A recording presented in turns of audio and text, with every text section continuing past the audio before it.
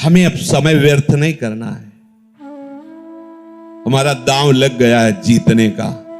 अब हम इस माया पर विजय प्राप्त करेंगे, पर उसके लिए हमें दृढ़ निश्चय करना होगा। गोस्वामी श्री तुलसीदास जी विनय पत्रिका में कहते हैं कि यदि आपने अभी निश्चय नहीं किया, आगे के लिए टाल दिया, तो आप कभी निश्चय नहीं कर पाएंगे। यह भी बात समझ लो। जो ऐसा सोचता है कि आज तो हमारी परिस्थिति ठीक है नहीं भजन के लिए, कल परिस्थिति जब बनेगी तब भजन कर लेंगे, तो कल और परिस्थिति आपको फंसा देगी, आपका भजन नहीं हो पाएगा। ये प्रत्यक्ष में देखी हुई सब बातें हैं। आज आपको निश्चय करना होगा, अभी निश्चय करना होगा। निश्चय करो, अब तक जो समय हमारा व्यर्थ गया गया। अब मैं मोह ममता में, भोगों के राग में अब समय व्यर्थ नहीं जाने देंगे। अब तक जितनी आयु गई गई, अब हम मुझे पश्चाताप नहीं करना। कल किसी ने एकांतिक में वहां प्रश्न किया था कि हमारा बहुत सा जीवन व्यर्थ चला गया, मुझे लगता है कि अब मुझे भगवत प्राप्ति नहीं हो पाएगी, क्योंकि पूर्वाभ्यास विषयों का है, बहुत सा जीवन विषयों में चला गया, अब मेरा कल्याण कैसे हो सकता है। बस यही स्वीकार कर लो, अगर एक श्वास बची है तो एक श्वास में भगवत प्राप्ति हो जाएगी, एक श्वास में भगवत प्राप्ति हो जाएगी। क्या अब जितनी श्वासें बची हैं वो केवल प्रियालाल के लिए, बस राधा राधा राधा। तो हमारा वर्तमान में जो श्वास चल रही है, इसमें हमने नाम लिया और अभी श्वास पूरी हो जाए तो हम श्री जी के पास पहुंच जाएंगे।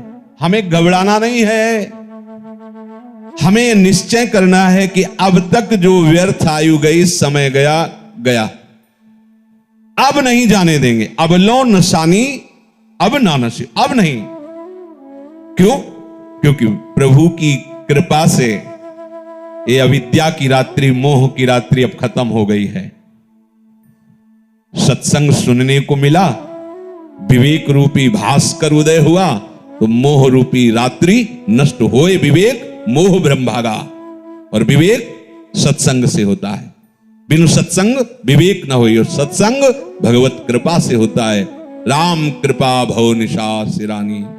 अब हमारी जो माया की रात्रि में, मोह निद्रा में मैं सो रहा था, भगवत कृपा से इस प्राप्त सत्संग में विवेक का जागरण हुआ और मैं जान गया हूं। अब पुनः बिस्तर नहीं लगाऊंगा, अब मोह में नहीं सोऊंगा, अब किसी भोग को सुख बुद्धि से भोगूंगा नहीं, अब किसी से राग द्वेष नहीं करूंगा, अब एक क्षण भी भजन के बिना व्यर्थ नहीं जाने दूंगा।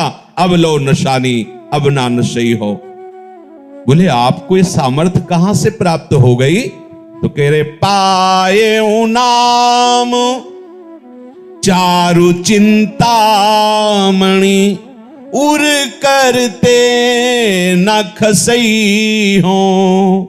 आहा, जो चाहो प्राप्त कर सकते हो, प्रभु को अधीन कर सकते हो इस नाम से। सुमेरी पवन सुत पावन नामू, अपने बस करी राखे रामू। आहा, समझ में नहीं आ रहा, यही भगवान की प्रबल माया है। ऐसा महामहिम नाम जो स्वयं श्री हरि अपनी जिह्वा से निरंतर रटते रहते हैं। राधा राधा राधा हरि रसना, राधा राधा रट। जो राधा राधा बोलता है, अनंत जन्मों के जितने भी शुभ अशुभ कर्म बांधने वाले प्रभु उन सबको नष्ट कर देते हैं, आगे लिखते ही नहीं है। ऐसे समर्थ नाम को प्राप्त करके भी आप यदि क्लेशित है, दुखी है, अशांत है, राग द्वेष जनित उससे जल रहे हैं, तो आप समझो कि आपका अभाग्य ही उदय हुआ है। ये जो नाम रूपी चिंतामणि मिली बहुत स्वादिष्ट है।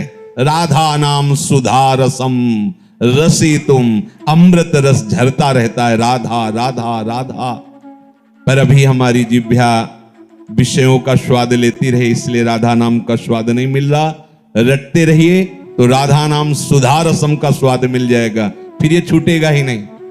राधा राधा राधा वल्लभ, राधा वल्लभ। ये विस्मरण ना हो, सब ठीक हो जाएगा, सब ठीक हो जाएगा। मान लीजिए आप, और आप सोचे कि मैं अपने संकल्प से रोक दूं, तो इतना बड़ा आप में अभी सामर्थ्य नहीं आई कि संकल्प से विषय आकर्षण को रोक दो। रसबल छूटे जो विषय, तब ही तो सुख होए। जब नाम रस आ जाएगा, राधा नाम सुधा रसम, ये सब आपको ऐसे बमन